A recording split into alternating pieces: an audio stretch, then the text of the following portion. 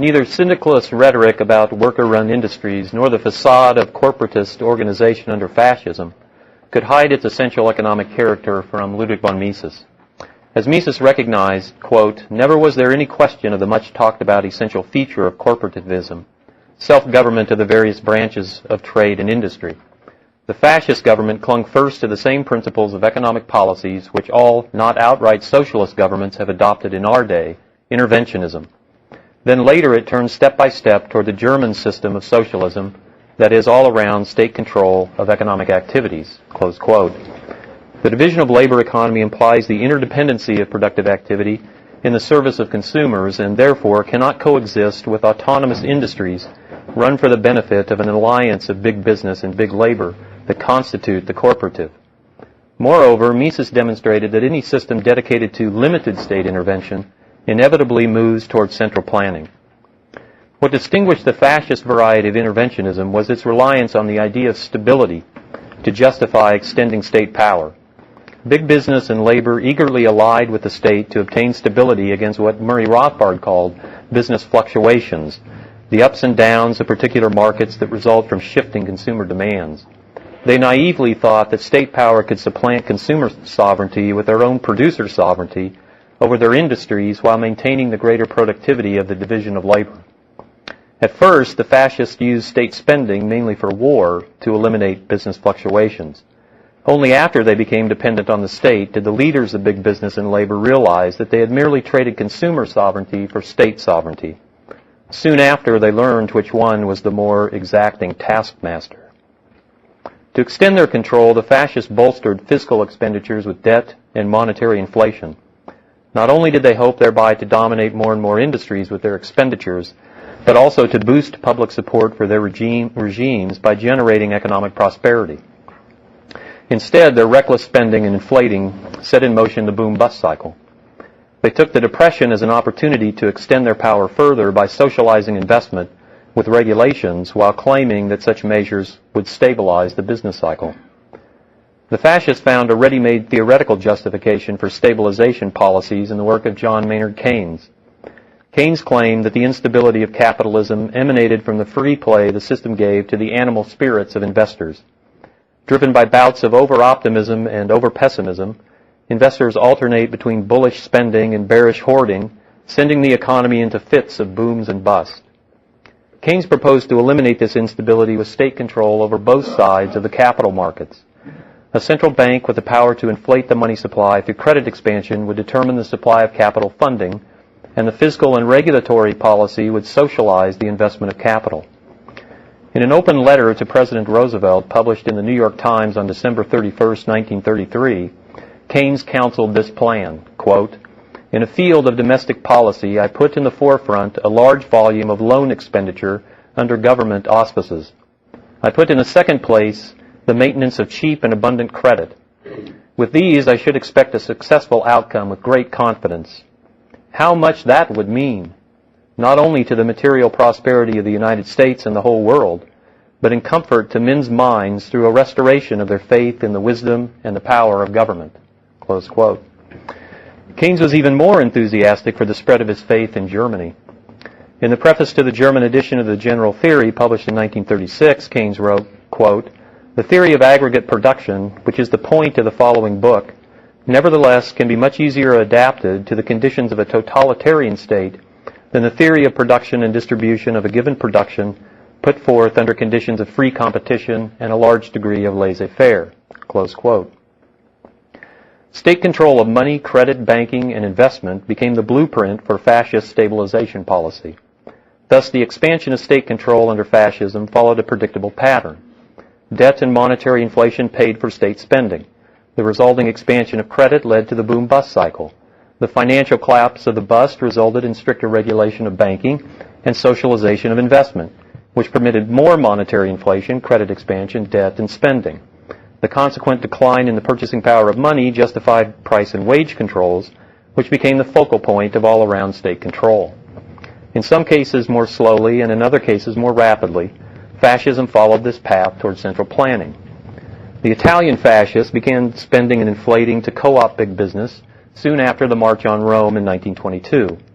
Industrial profits and production jumped during the consequent boom, which lasted until 1926. Protectionist measures were also enacted during the boom to give an added benefit to steel, iron, automobiles, and shipbuilding. Under pressure on the lira to devalue in 1926, the Bank of Italy reversed course and the boom collapsed. By 1927, prices and wages were falling, but not sufficiently to prevent widespread bankruptcy and depression. Businesses failed by the thousands in the 1930s. From 1928 to 1932, production was cut by 1/4 and national income by 1/3, and by the end of 1934, 1/3 of capital capacity sat idle, and over 1 million workers were unemployed. The state progressively intervened to stave off the ill effects of its monetary inflation and extend its control. It bailed out big businesses and banks, fostered mergers and acquisitions, cartelized the remaining now larger enterprises, and renewed spending, mainly for war. Annual state expenditures in the early 1930s were double their levels of the early years of fascism. As tax revenues failed to keep pace, deficits ballooned. Banks also combined and associated more closely with big industrial concerns under supervision of the state. To rescue the big banks, which had accumulated significant holdings of industrial securities during the boom, the state nationalized their holdings in 1931 and issued new securities backed by the state to provide a new source of credit for the banks. The state also created new and invigorated old credit institutions outside the banking system to provide added channels for credit. It appointed a majority of the boards of these new credit institutions and provided them with their funds by direct subsidies and by guaranteeing their industrial investments with state bonds. Private parties then would invest in the state-guaranteed bonds of these new institutions that would then invest the funds in favored businesses. Although the domestic purchasing power of the lira was rising in the early 1930s, the Italian state still overvalued it in foreign exchange. The resulting trade deficit and gold outflows led the state to limit imports and impose foreign exchange controls. When even the highest tariff rates in the world failed to close the trade deficit, the fascists adopted an import quota system by enforced licensing importers. The burgeoning state control of businesses swelled the state bureaucracy and led to widespread centralization and corruption. Small businesses were left to fail and have their assets swallowed up by big businesses and big banks. Nearly 100,000 businesses failed from 1926 to 1935 in Italy, almost fourfold the number that failed in the previous 10 years. By 1935, Mussolini boasted that fully 3/4 of Italian businesses rested on the shoulders of the state. The Ethiopian War in 1935 demonstrated the extent of fascist control. Annual war expenditures were 14 times larger during the war years than previously. To meet these extraordinary expenditures, the fascists resorted to monetary inflation and capital confiscation. Beginning in July, the gold reserves against the Bank of Italy's notes were progressively relaxed. Yet even as the gold reserve sagged from 5.25 billion lira in June of 1935 to 3.9 billion lira in October, the money stock rose to over 15.25 billion lira. In the next few years, monetary inflation accelerated as the fascists monetized the national debt, which stood at 1.8 trillion lira by 1938. To curb the decline in the purchasing power of money, the fascists resorted to price and wage controls, which then paved the way for all-around planning. Confiscation of capital began in May of 1935, when banks, businesses, and individuals were required to turn all their foreign-issued stocks and bonds over to the Bank of Italy. By September, the state had compelled renters in cities and towns over a certain size to buy state bonds in amounts proportionate to their rents, all Italians to exchange their foreign credits for state bonds, businesses to invest all profits in excess of 6% in state securities, and investors holding heavily depreciated state bonds to exchange them plus liquid capital for a new issue of bonds at par value. Carl Schmitt in 1939 summarized Italian fascism with these words, quote, "Fascism arose to power as a preventative reaction defending the pecuniary and sentimental interests of the propertied and quasi-propertied groups of towns and country from the specter of revolution. It not only sought to safeguard existing property rights, but also fostered further industrialization and concentration of business enterprise. Yet fascism could not solve the basic difficulties of Italian capitalism. The deepening economic crisis in later years forced business enterprise to rest more and more on the support of the state. As the economic role of the state grew, a subtle shift of spirit and purposes took place. Governmental support of the going economic order called for an increasing army of intruding officials, for a bureaucratic formalization of business affairs, and the bureaucracy developed ends of its own, associated with holding and enlarging its security and power. Thus, despite all former pronouncements, fascism seemed to be evolving into a tyranny over all but a very few of the Italian people." Close quote. Fascist Italy defined the fascist style of interventionism, state control of the economy by fiscal and monetary policy and regulation. Nazi Germany, in contrast, illustrates not so much the fascist style, but how the fascist episode culminates in all-around state control of the economy. Concerning the socialization of investment under Nazi Germany, Günter Reimann, whose real name, by the way, is Hans Steinecke, and as an aside, Heinz Steinecke passed away in March of this year at the age of 100 after pioneering the international independent financial analysis market. So a great economist and a great practitioner of economics. Anyway, Reimann wrote in 1939, quote, "Backed by the General Staff of the Army, Nazi bureaucrats have been able to embark upon schemes which compel the most powerful leaders of business and finance to undertake projects which they consider both risky and unprofitable. The building up of the German war economy takes precedent over everything, including the opinions of private capitalists and their scientific research staffs. The viewpoint of private investors and industrialists who think of the ultimate safety and soundness of investments has been disregarded. This is particularly true of the big industrialists who earned huge profits from the armament boom and who have large amounts of capital to invest. Their liquid funds do not escape the attention of state commissars who are searching for means to finance new state-sponsored plants." Close quote. Lured by enormous profits in war production, big businessmen in one industry after another came under state control. Neither political connections nor social status protected industrialists from state predation. The Nazis coerced them into investing war profits to build factories for unprofitable projects such as synthetic rubber, low-grade iron ore, and other ersatz production. State and Army commissars insisted on rapid expansion of plant capacity, ancillary investments related to war production, and the use of obsolete discarded machinery.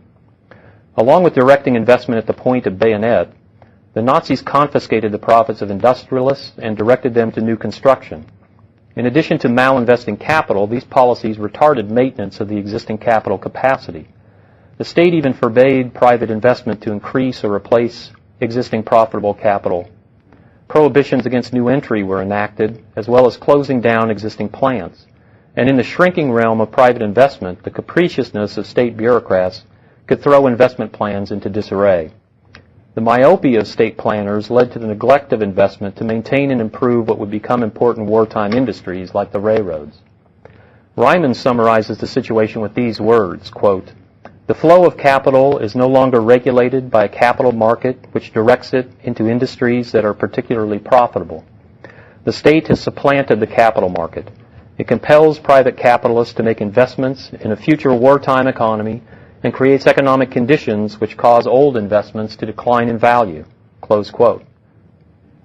Faced with a dearth of profitable opportunities in the shrinking market economy, investors turned to what they thought would be safe havens from state power, such as real estate and precious metals and gems. Thus, even the capital not consumed by the state was directed away from the capital structure. As part of the drive to bring capital markets under their control, the Nazis made bankers mere functionaries. Like their counterparts in industry, big bankers eagerly entangled themselves in the web of state power by accepting bailouts to avoid bankruptcy during the banking crisis in 1931. By the time the Nazis came to power, the state owned a majority of shares of the big banks. In 1933, the state declared its, quote, "control of all credit institutions," close quote, and began to license banks, collect information on debtors, and scrutinize banking operations. The state dictated to them what investments they were permitted to recommend to investors, namely government bonds and bonds of enterprises subsidized by the state. Bankers were forbidden to express less than optimistic assessments of the state's financial condition. For investors who refused such advice and withdrew their capital from banks to invest on their own initiative, bankers were obligated to report their activity to the state. A large bureaucracy was formed to oversee banking, centered in the Reich Bank. By 1935, state spending had ballooned to the point that private investment decisions had been supplanted and banking was under the full sway of the state. State power was extended to the entire economy in Germany in the form of wage and price controls. Wage controls were imposed in 1933 with the purpose of holding down labor costs to boost profits during the Depression. And comprehensive price controls were added in 1936 to hide the effects of monetary inflation. Hans Sennholz reports that by 1945, the Reich Bank's note issue was 16 times larger than it was in 1933. And bank credit had increased nearly sevenfold from July of 1936 to September of 1944. By 1939, state debt had risen to 16 billion marks, and the deficit had come to exceed the entire funds available in the capital markets. By 1935, war expenditures were more than half the total budget, and by 1939, they exceeded 75% of the total. The price and wage controls enacted in response to the decline in purchasing power of the mark formed an integral part of the Nazi system of total command over the economy. When debt and monetary inflation proved insufficient to feed its spending, the state freed itself from financial limitations by decree. It refused to make payments on its debt, confiscated funds from individuals and groups, canceled private debts, and reduced interest rate on private loans and transferred the resulting funds to the state. As financial pressures from war expenditures mounted during 1938 and investors fled from banks to invest with other financial intermediaries, the state compelled all credit intermediaries, banks, insurance companies, and saving banks, as well as municipalities, to buy its debt. The stock market, too, was controlled by the state through the dominant position that banks came to hold in it after its collapse during the Depression. Ryman estimated that by 1938, 80 to 90% of the new capital in the market was absorbed by the state. Thus, the Nazis built their war economy by consuming the capital stock constructed by preceding generations of German savers and investors. The fascist form of interventionism in America was built on the rump of state corporatism that emerged during the Progressive Era and the experience of state planning during the First World War. The former culminated in the establishment of the Federal Reserve System to fully centralize state control of banks and monetary inflation, and the latter set precedents for New Deal programs. With the Fed in full swing, the Italian pattern during the Great Depression was seen in America also. Monetary inflation and credit expansion during the 20s led to the bust, which was used to justify greater state control of investment through fiscal expenditures and regulation. Like Mussolini, Hoover used protectionism to favor certain producers, increased funding for public works programs, and bailed out key businesses. Federal spending more than doubled from 1929 through 1934, and nearly tripled for the decade between 1929 and 1939. From a modest surplus in 1930, the federal budget was in deficit in every one of the next 15 years. In 1932, the deficit was 142% of tax revenue, and in 1933, it was 130%. In 4 of the 5 years between 1932 and 1936, the budget deficit was more than 100% of tax revenues. After the stock market crash in October of 1929, the Fed tried unsuccessfully to reinflate and bolster the credit markets. When its effort failed, Hoover strong-armed big banks into establishing the National Credit Corporation as a bailout to banks. Capitalized with $500 million from the banks and the power to borrow up to $1 billion from the Fed, the NCC operated as a stopgap measure until the rebirth of the War Finance Corporation from the First World War as the Reconstruction Finance Corporation.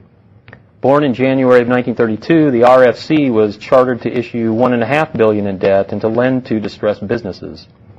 The first $1 billion was dispensed by June, and 80% of it went to banks and railroads. In July, the RFC was authorized by the Emergency Relief and Construction Act to extend its credit to $3.8 billion, and it dispensed $2.3 billion for the year, $300 million of which was lent to the states for relief programs. Hoover also induced insurance companies to put off foreclosing mortgages by subsidizing them through the Federal Farm Loan Banks. Authorized by the first Glass-Steagall Act in February of 1932, the Fed stepped up its purchases of Treasury securities in what proved to be another vain attempt to reinflate the economy. Despite a 35% rise in bank reserves during 1932, the money stock actually fell by $3.5 billion. In July of 1932, Hoover added the Federal Home Loan Bank with $125 million of capital for mortgage loans. But at least Hoover did not embrace the Swope Plan, which called for the forced cartelization of the economy under the direction of the federal government. That would have to wait for his successor. While accelerating expansionary fiscal and monetary policy, Roosevelt conducted a regulatory blitz. The Emergency Banking Act of 1933 further cartelized banks, brought them under stricter federal regulation, and provided bailouts. The state eliminated competition among banks and from non-banking institutions by reserving to banks a uniform set of practices. The Banking Act of 1935 insulated the banking cartel by closing entry to unapproved competitors. The Federal Deposit Insurance Corporation slowed the liquidation process of the Depression and froze malinvestments in banking and the capital structure. To pave the way for more monetary inflation, Roosevelt abandoned the gold standard, abrogated gold contracts, and confiscated gold holdings. The Civilian Conservation Corps, the Emergency Relief Act, and the Works Progress Administration subsidized unemployment and misallocation of labor and distorted private charitable efforts. The Agricultural Adjustment Acts put crop planting decisions in the hands of the state and subsidized disinvestment and malinvestment in agricultural production. The Tennessee Valley Authority malinvested capital, destroyed natural resources, and distorted energy markets. The Federal Securities Act put stock markets, the pinnacle of capital allocation in the market, under the regulatory arm of the federal government. The National Industrial Recovery Act cartelized and bureaucratized the economy under federal control. The Homeowners Loan Act, the National Housing Act, and the Rural Electrification Administration malinvested capital in housing and electricity. The National Labor Relations Act and the Fair Labor Standards Act distorted labor costs, leading to malinvestments and fostered unemployment. The Social Security Act forced people to invest in federal trust fund bonds. As the fascists had done, Roosevelt built public support for state intervention as necessary for stability and made war preparation the main outlet for the state's stabilizing expenditures. While New Deal agencies owe much to their First World War predecessors, both in form and in personnel, it took the Second World War to bring all-around state planning. The Selective Training and Service Act of 1940 empowered Roosevelt to conscript labor and confiscate goods and factors for the war effort. In mid-1940, the Reconstruction Finance Corporation was authorized to issue debt and to use it to purchase and operate production facilities, invest in equipment and machinery, and buy land for war production. The First and Second War Powers Act in 1941 vested broad powers in the President to seize production facilities, regulate industries, purchase goods and factors, stipulate terms of contracts, allocate resources, and expand Fed inflationary potential by authorizing it to purchase debt directly from the Treasury. The Office of Price Administration was charged with setting price and wage controls in the wake of the Fed's massive monetary inflation. Its General Maximum Price Regulation, issued in April of 1942, resulted in widespread shortages and rationing. Not content with the unsystematic application of controls, Roosevelt pushed through the Economic Stabilization Act in October of 1942. The Office of Economic Stabilization was charged to develop a, quote, comprehensive national economic policy relating to control of civilian purchasing power, prices, rents, wages, profits, rationing, subsidies, and all related matters, close quote. From 1940 to 1945, federal expenditures increased nearly tenfold, and tax revenue rose nearly sevenfold. By 1942, the budget deficit was more than double all federal expenditures in 1940. In 1943, the deficit was 2.5 times the deficit in 1942, and double the amount of 1943 tax revenues. The federal debt rose fivefold during the war, and the Fed nearly doubled the money stock. State power was rolled back after the war. Federal expenditures were cut in half, and many agencies were disbanded and some of their functions ceased, while others were merely transferred to remaining agencies. But the state assumed the role of stabilizing the economy. The Employment Act of 1946 pledged the federal government to, quote, use all practicable means to promote maximum employment, production, and purchasing power, close quote. In other words, to prevent downturns. To stabilize the economy, the state then has been working to restore the power it exercised during the war. Let me conclude by recounting how far down the fascist path we have traveled. The fascists used state spending and regulation to direct investment into state-approved lines of production, war being the chief among them. The federal government has 165 primary agencies, 141 of which have significant effect on investment in the economy.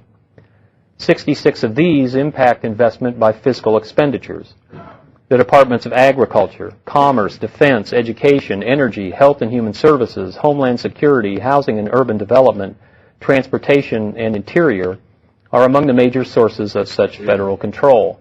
In 2005, the federal government spent approximately $1.3 trillion in these areas. And from 1945 to 2005, the federal government has spent $9.5 trillion on defense, $6.5 trillion on health care, $1.4 trillion on education, $1.2 trillion on transportation, 0.8 trillion on energy and natural resources, 0.6 trillion on agriculture, 0.5 trillion on science, space, and technology, 1/3 trillion on community and regional development, and 0.3 trillion on commerce and housing. These expenditures have malinvested entire sections of the capital structure. The other 75 federal agencies that affect investment do so by regulation. Examples here include the Departments of Labor, Justice, and Treasury, the Environmental Protection Agency, the Federal Trade Commission, the Federal Communication Commission, the Federal Deposit Insurance Corporation, and the Fed. The cost of compliance with federal regulation has been estimated at $1 trillion a year. This is without the Patriot Act and Sarbanes-Oxley. The impact of the federal government's fiscal and regulatory policies is $2.3 trillion this year. This is nearly 20% of gross domestic product and over 40% of private product remaining. The fascists used a central bank and cartelized the banking system under its regulation for the purpose of monetizing their debt and expanding the supply of credit. The Fed owns $736 billion of the federal debt, and depository institutions own another $1.4 trillion. Together they hold 27% of the $7.9 trillion federal debt. Of the $4.6 trillion of the federal debt owned by the public, depository institutions hold 30%. The fiduciary component of checkable deposits issued by depository institutions is approximately $582 billion, which is 8% of the total credit of $7 trillion intermediated by depository institutions. As Joe Salerno has pointed out, monetary inflation and credit expansion cloak the capital consumption of state intervention and thus quell public outcry against it. The fascists closed the windows of opportunity for investors to escape state control. As restrictions on banking mounted in the 1960s and 70s, investors sought alternatives and entrepreneurs provided them. From 1950 to 1980, the share of total assets of all financial intermediaries held by banks fell from 52% to 36%, and the share of short-term credit market held by banks fell from 91% to 71%. In response to the financial services revolution, the federal government moved to consolidate its control over financial intermediaries. The Monetary Control Act of 1980 brought all financial institutions that offer checkable deposits under the regulatory authority of the Fed and imposed on them the uniform practices of all member banks. All depository institutions in America are regulated by 3 federal agencies, the Fed, the FDIC, and the Comptroller of the Currency. Combined, they enforce more than 150 different categories of regulation. The fascists use banks to collect information on clients' financial activity. Since the Bank Secrecy Act of 1970, the federal government has enacted 8 additional anti-money laundering laws, expanding its power to collect financial information on Americans. Banks must now form financial profiles of their customers and file suspicious activities reports to the state when they deviate from these patterns. The fascists dictated acceptable lines of investment. The federal government compels banks to make certain types of loans, as with the Community Reinvestment Act, and businesses to make certain type of investments, as with the Americans with Disabilities Act, environmental laws, and Sarbanes-Oxley. In other cases, the federal government coercively changes incentives banks have to lend into certain lines of production, as with Fannie Mae and Freddie Mac. The fascists confiscated capital when fiscal pressures mounted. The confiscatory power of the federal government has so far been directed at drug war and RICO cases. The Patriot Act, however, increased asset confiscation to abate money laundering and made anti-money laundering measures uniform across financial institutions. Faced with a fiscal crisis and price inflation from their fiscal and monetary policies, the fascists stepped up dictatorial and confiscatory powers and resorted to price and wage controls. Extraordinary federal expenditures for the Vietnam War and the Great Society programs, coupled with monetary inflation, led to our last imposition of price and wage controls in the early 1970s. Certainly the federal government will resort to greater dictatorial and confiscatory powers and stricter price and wage controls in the wake of the next fiscal and monetary crisis. A political class that is willing to throw $150 billion into rebuilding a single city in the face of massive federal deficits is oblivious to the looming fiscal danger. As always, however, war spending is the biggest threat to the fiscal integrity of the state. If these fascist trends in America are not checked, they will lead to net capital consumption and the end of economic progress in America, not to mention curtailing what remains of our liberties.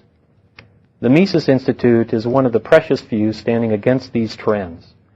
We must redouble our efforts if we value liberty and prosperity. Thank you.